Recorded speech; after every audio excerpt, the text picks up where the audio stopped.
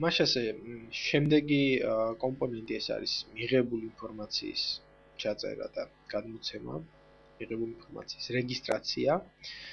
აქაც რამოდენიმე განმარტება გავაკეთოთ. ციფრული ფოტოსთან შესაბამისობით შეგვიძლია ვთქვათ, რომ სატელიტები იყენებენ ეგრეთ წოდებული შუქცნობიარე მატრიცებს, ოღონდ გასაგებია, რომ ეს მატრიცები იგება კონკრეტული გამოსხივების კონკრეტული დიაპაზონისთვის და ისინი აფიქსირებენ არეგულირებული ტალღების ინტენსივობას. საბოლოო ჯამში სატელიტზე მიღებული ინფორმაცია ატარებს გარკვეული, ასე ვთქვათ, ციფრების მატრიცის ფორმას, ანუ თითეული უჯრისათვის ჩვენ გვაქვს ინტენსივობის მნიშვნელობა. სტანდარტულ მიღებულ დაყოფას წარმოადგენს 0-დან 255-მდე გრადაცია, ანუ ეგრეთ წოდებული 8 ბიტიანი, ორი ხარისხად, ეს 256 უდრის ორი ხარისხად 8-ს, ეს არის 8 ბიტიანი ფაილები, 8 ბიტიანი გამოსახულება. ხოლო შემდეგ აი ამ გამოსახულების ვიზუალიზაცია ხდება სწორედ აი ამ მნიშვნელობების მიხედვით, რაც ჩაწერილია, რაც დარეგისტრირდა გზნობიარე მატრიცაზე. პიქსელის ზომა, როგორც უკვე აღვნიშნეთ, ანუ თუ დედამიწაზე რეალურად რა ზომის ფართობის ერთეულს აღიქვავს ჩვენი მატრიცა, როგორც ერთ წერტილს, ეს არის კიდე ერთი პარამეტრი. აი როგორც გახსოვთ, ლანცეტის შემთხვევაში ეს იყო 30-30 მეტრზე, სპოტის შემთხვევაში შავ-თეთრ დიაპაზონში 10-10 მეტრზე, ასე რომ ესეც მნიშვნელოვანი პარამეტრია. და აქვე მოყვანილი არის მაგალითად როგორ ხდება ფერადი გამოსახულების მიღება, ანუ ჩვენთვის ნაცნობი ვიზუალური სურათის აგება, როდესაც სამი დიაპაზონის ურთიერთზედება ხდება, ანუ წითელ დიაპაზონში მიღებული გამოსახულების, მწვანეში და ლურჯ დიაპაზონში მიღებული ამ სამი გამოსახულების ერთობლიობა გვაძლევს ჩვენთვის ეგრეთ ნაცნობ ფერად გამოსახულებას. გამოსახულების ინტერპრეტაციაზე და ანალიზზე გვექნება საკმაოდ საუბარი და ჩვენ შევისწავლით და გავარჩევთ მთელ რიგ მეთოდებს, რომელიც გამოიყენება. აქ უბრალოდ მოყვანილია რამოდენიმე მაგალითი. ერთი ეს არის მოზაიკა, ანუ რამოდენიმე და შეიძლება რამოდენიმე ათეული და ასეული ეგრეთ წოდებული სცენის, ანუ გადაღების გაერთიანება ერთ სურათში.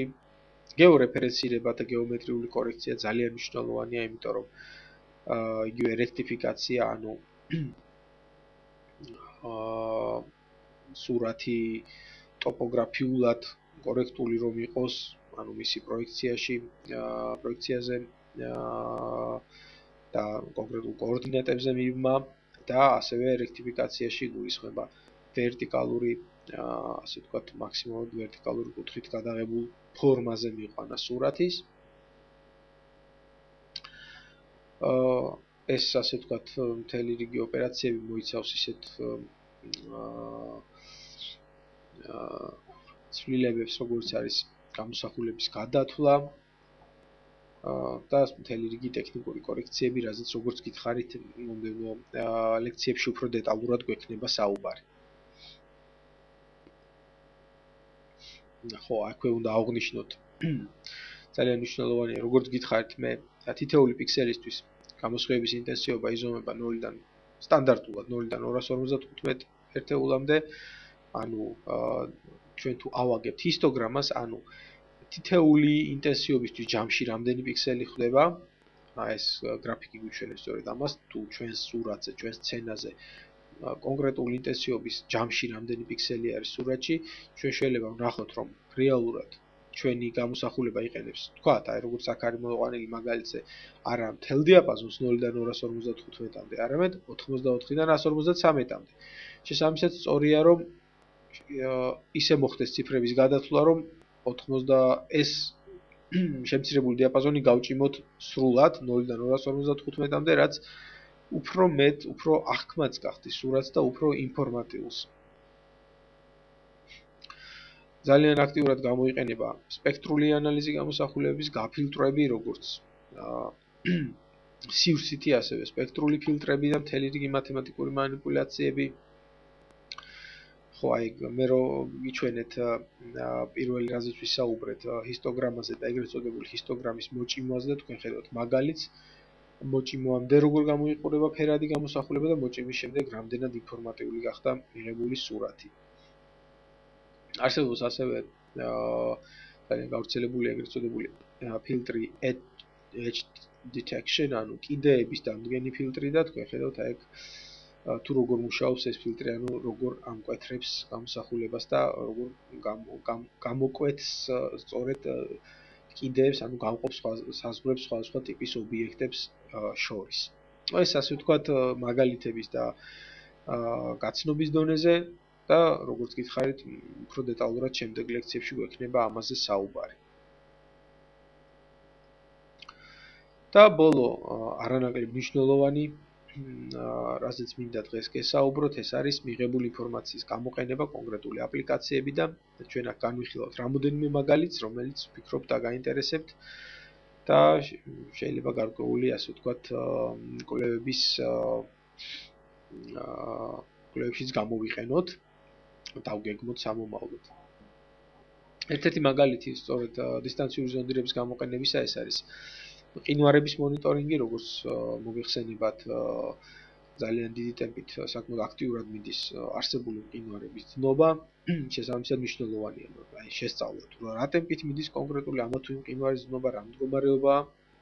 თქვენ ხედავთ, სწორედ გაანალიზებული არის გრენლანდიაში არსებული მყინვარის დნობის ტემპები, ანუ აქ შესწავლილი არის მყინვარის ენის უკან დახევა. სხვადასხვა წლებში სად იმყოფებოდა მყინვარის ენა, რაც გვიჩვენებს კონკრეტულ სიჩქარეს, რომელიც დაახლოებით 15 მეტრს შეადგენს წელიწადში და ეს აბსოლუტურად გაზომვადია სატელიტურ სურათზე. ანუ ესეთი ტიპის დროითი ცვლილებების ანალიზისთვის საკმაოდ ეფექტურია, რა თქმა უნდა, სატელიტური სურათების გამოყენება. კიდევ ერთი მაგალითი ძალიან აქტიურად გამოიყენება სატელიტური გამოსახულებები, კერძოდ აი როგორც აღნიშნე მაგალითად ლანდსატის გამოსახულება გამოიყენება. ეს არის მცენარეული საფარის შესწავლა და არსებობს ესეთი კონკრეტული ტერმინი ვეგეტატიური ინდექსი, რომელიც საშუალებას იძლევა ტყის და ზოგადად მცენარეული საფარი განისაზღვროს დედამიწის და კონკრეტულად შეფასდეს იმ მომენტისათვის, როცა მოხდა გამოსახულების სატელიტური გამოსახულების მიღება. თქვენ ხედავთ დედამიწის მასშტაბით გაკეთებულ ტყეთა ტიპებს და კლასებს, რომელიც ნოას სატელიტიდან იქნა მიღებული. როგორც წინა სლაიდებში აღნიშნეთ, კონკრეტული ტიპის, ასე ვთქვათ, ობიექტი ხასიათდება კონკრეტული ამრეკლი თვისებებით, რაც განაპირობებს ეგრეთ წოდებულ სპექტრულ შტამპებს, ანუ ინგლისურად თუ ვიტყვით spectral signatures, ამა თუ იმ ტიპის, ამ შემთხვევაში მცენარეებისთვის და თქვენ აქ ხედავთ მოყვანილი არის მაგალითი სხვადასხვა ტიპის ხეებისთვის, როგორია სპექტრული შტამპები, ანუ მათ სხვადასხვა ინტენსივობის არეკლები აქვს სხვადასხვა სიგრძის ტალღებისთვის. შესაბამისად, თუ ჩვენ ვიცით რა დიაპაზონში გვაქვს გადაღებული გამოსახულება, შეგვიძლია შეუსაბამოთ ეს რამოდენიმე მნიშვნელობა და აი ამითი უხეშად რომ ვთქვათ, ამოვიცნოთ ამა თუ იმ ტიპის ტყეები. უფრო მეტსაც გეტყვით, სატელიტური გამოსახულება საშუალებას იძლევა ასევე გავაკონტროლოთ მცენარის მდგომარეობა.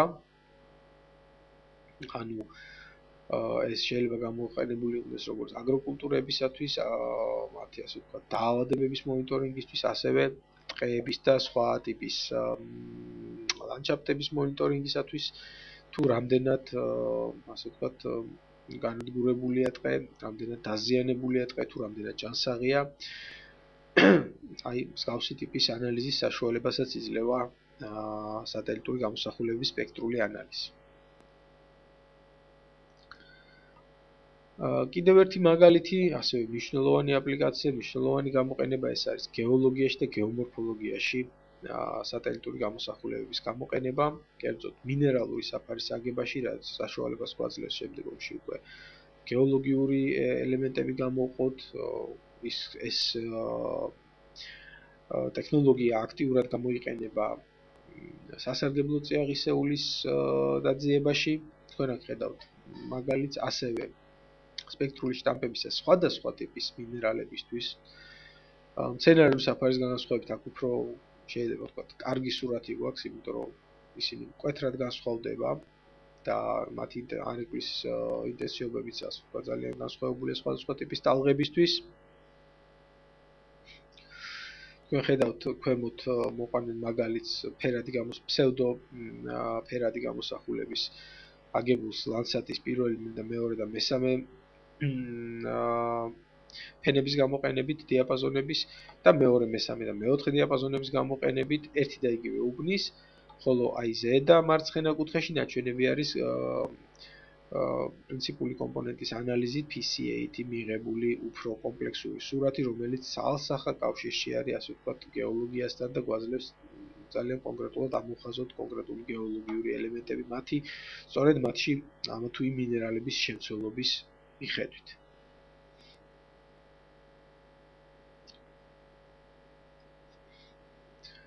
ჩვენ უკვე აღვნიშნეთ რადარული გამოსახულების გამოყენების სფეროზე და თქვენ ხედავთ სწორედ ეგრეთ წოდებულ ინტერფეროგრამას, რომელიც მიიღება რადარული სურათის გამოყენებით.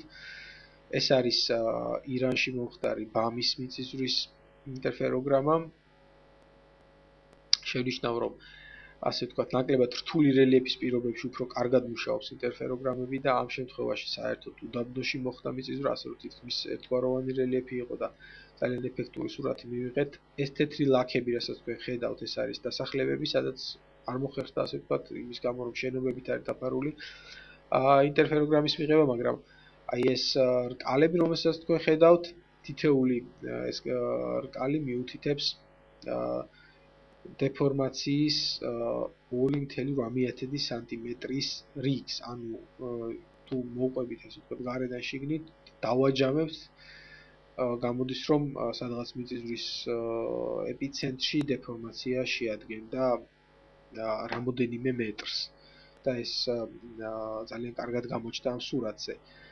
თავის სპეციფიკა გააჩნია ინტერფეროგრამების აღებას, მნიშვნელობა აქვს, რა კუთხიდან იღებდა სატელიტი. და ეს მიღებული სურათი აქვე უნდა აღვნიშნოთ, რომ ძალიან კარგად ეთანხმება თეორიულ დეფორმაციულ მოდელს, რაც უნდა გამოეწვია მიწისძვრას, როგორც ის თქვა, თეორიულად აღიწერება. კიდევ ერთი აპლიკაცია ინტერფეროგრამებისა, მათი გამოყენების სფერო ეს არის მეწყრები, ანუ დეფორმაციები, ასევე რომელსაც განიცდის რელიეფი, დაცვლილებები რელიეფში. თქვენ ხედავთ კონკრეტული საქართველოს კონკრეტული უბნისათვის აგებულ ინტერფეროგრამას, სადაც ძალიან მკვეთრად გამოჩნდა დეფორმაციის მაღალი დონის მქონე უბანი და ლოკალურმა შესწავლამ გვიჩვენა, რომ ეს არის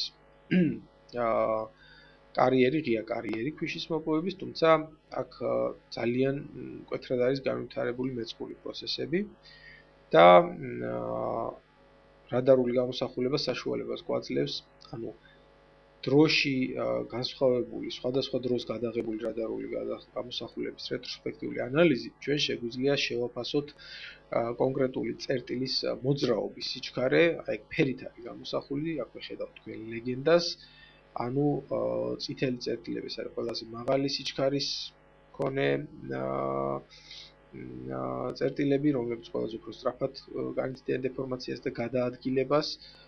და მისი გადაადგილება შეადგენს რამოდენიმე სანტიმეტრს თვეში. რაც საკმაოდ მაღალი, ასე ვთქვათ, სიჩქარეა ესეთი მცოცავი მეწყრისათვის. ასე რომ ეს რადარული გამოსახულების მართლა ერთ-ერთი ყველაზე რეალური სფერო არის და რაც თავარი შედეგიანი, შედეგის მომტანი. კიდევ ერთი ეს არის სფერო, რომელზეც შეგვიძლია, ასე ვთქვათ, ზოგადად ვისაუბროთ, ეს არის კლიმატური ცვლილებების და კლიმატში ცვლილებების მონიტორინგი, სატელიტური გამოსახულების გამოყენებით, კერძოდ ჩვენ შესაძლებლობას იძლევა გამოსახულებები თუ ჩვენ მუშაობთ სწორედ ინფრაწითელ დიაპაზონში, ანუ სითბურ დიაპაზონში ჩვენ შეგვიძლია შევაფასოთ ზედაპირის ტემპერატურა, შეგვიძლია შევაფასოთ ზღვის და ხმელეთის ზედაპირის ტემპერატურები და თქვენ ხედავთ აი ესეთი რუკებს, რომლებიც აქ არის მიღებული სწორედ ესეთი ტემპერატურული გაზომვების, რაც თავისთავად დამეთანხმებით საკმაოდ ინფორმატიულია და ისევ ასე ვთქვათ, სხვადასხვა დროს გადაღებული სურათების ანალიზით ჩვენ შეგვიძლია გარკვეული დროში მიმდინარე პროცესები ავღწეროთ რეტროსპექტიულად. და ბოლოს კიდევ ერთი ასე ვთქვათ, პოპულარული დარგი, რომელშიც ძალიან აქტიურად შეიძლება გამოყენება სატელიტური და აეროფოტოების, ეს არის არქეოლოგია და თქვენ აქ ხედავთ რამოდენიმე მაგალითს საქართველოში კერძოდ შირაქის ველზე იდენტიფიცირებული არქეოლოგიური ობიექტებისა.